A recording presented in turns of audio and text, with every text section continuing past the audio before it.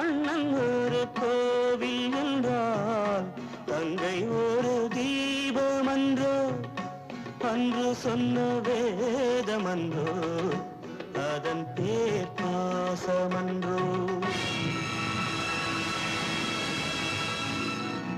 அண்ணன் ஒரு கோவில் என்றால் தங்கை ஒரு தீபமன்றோ.